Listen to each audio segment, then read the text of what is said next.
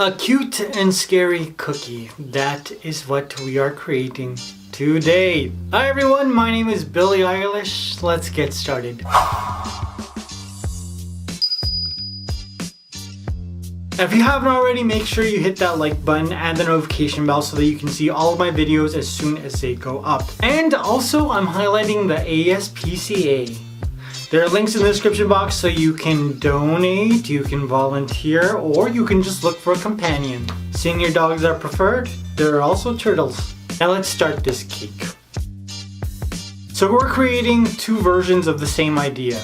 A cookie with a face. And so the footage for the most part at the beginning is very similar. I'm using two 10-inch round cakes.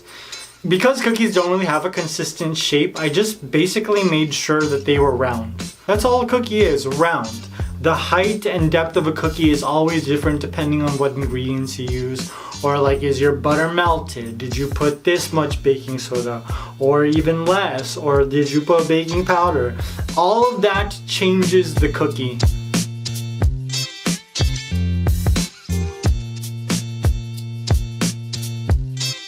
I iced this cookie, I gave it a crumb coat, and then I realized it was too perfect. So I just added some inconsistencies in my cake just by using my spatula. There's no technique, I basically just like hammered my spatula in.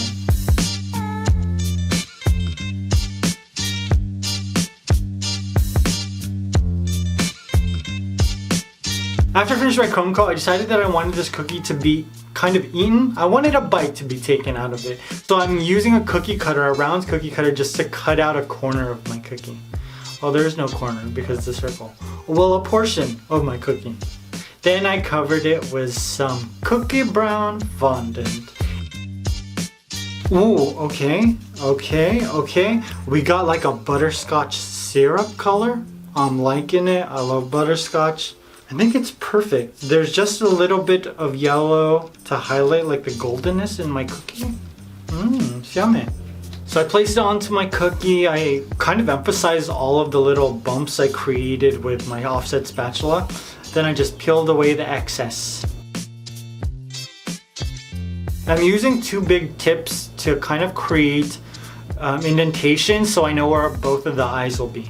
That way when I start adding all of my fake fondant chocolate chips, I know exactly where the eyes are so I don't put a chocolate chip too close to the eye. That'll be a disaster.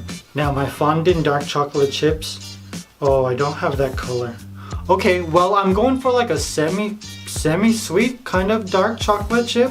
So I'm adding brown fondant just randomly, and also I'm making sure that they have like the inconsistencies of like a melted chocolate. I'm adding them all over this cookie because I want this to be a very chocolatey chip cookie. You know how like when you make cookie recipes and it says like half a cup chocolate chips? It's like a full cup of chocolate chips in this cookie. So I've added my two black eyes because this is a very simple face that I'm creating. And then a very kawaii smile. Yeah, I wanted to emphasize his mouth a little bit, so I'm using some black royal icing just to give him like a little bit of an upper lip. Then two catch lights to finish off my kawaii cookie. His chocolate chip, he's yummy, he's looking cute, and he's got a little bit of crumbs because there was a bite taken out of him. Do you like it? I love it. Oh my god. Oh, and then I even added some cheek detail at the end. I don't remember doing that, but that's good. That is cute.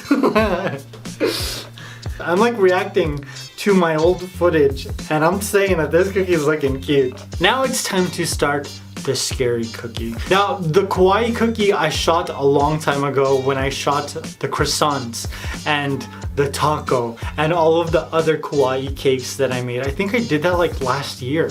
The scary cookie is more recent, probably like a month ago. I don't remember completely when, but about a month ago. So the footage looks different, even like the light, because I got a lot of natural light on this footage. Okay, so we're starting off this cookie the same way. We got a 10-inch round cake. I added some buttercream into the middle and I'm just going to smush it and smush it. So I rounded out the edges a little bit. Doesn't really matter because this cookie is gonna be very inconsistent, even more than the kawaii cookie. I'm adding a lot more indentations to the middle of my cookie so that this has a lot more depth and it looks a lot more grumpy. But just like the kawaii cookie, I am cutting out a little bit on one side so it looks like there was a bite taken out of it.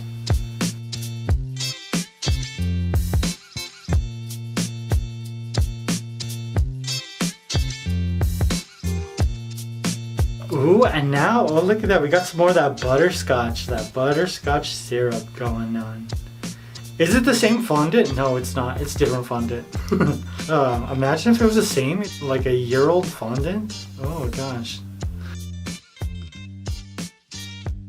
Now I'm gonna outline what I want my cookie to look like, and I didn't really draw this out. I kind of just made it up as I went along, and it turns out that this cookie is similar to my pumpkin. Jack and Sam, my two-faced pumpkin. If that was one of my first cute and scary cakes. I'm very proud of that. Now I'm adding a ton of wrinkles to this cookie. I want this cookie to look like the batch of cookies that you accidentally leave in the oven for like 10 minutes too long. I wanted it to look like that, where like it's so dry that it's just cracking everywhere, you know? And that's why this guy is so angry. Now this cookie is a terrible cookie. It's dry, he looks angry, he looks like he's gonna kill you. But the thing that is the most terrible out of everything in this cookie is the fact that it's not a chocolate chip cookie. It's raisins. Oh my god, I can't even, oh god, oh, you know what? My aunt always brings home cookies and sometimes it's like it looks like a chocolate chip cookie and it's an oatmeal raisin cookie and it's in my mouth and I literally just have to spit it out because it's disgusting. Not even a raisin. So I'm adding some dark purple fondant and just creating like some really raisiny looking pieces. Oh god, it's disgusting. I'm pretty sure that's a sin to add raisins to a cookie. I'm pretty sure it was like one of the 10 commandments. Thou shalt not add raisins to anything. It just tastes terrible. Who did that? Whose idea was that? You should be put in jail. Now this cookie was butterscotch, but I wanted it to look burnt, so I'm painting my entire cookie with a little bit of magic sauce and some brown food coloring. Brown and black. He was left in the oven just a little bit too long. After that, I decided to paint the inside of his mouth. I wanted like almost like a chocolate syrup brown. And I know this doesn't really make any sense, but I'm adding blood to the eyes. I just thought it looked scary.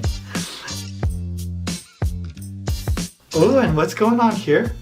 Oh, we got 2 red eyes. I think those are red gumballs. I did that just to save myself some time so I don't have to paint them red.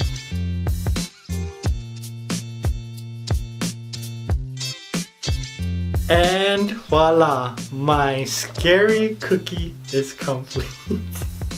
Doesn't it remind you of Jigsaw, those 2 red eyes? And look at those giant raisins. The next time I go to a bakery and they've got raisins in a cookie, I'm just gonna call 911. That's against the law. That should be against the law. You put raisins in your cookie?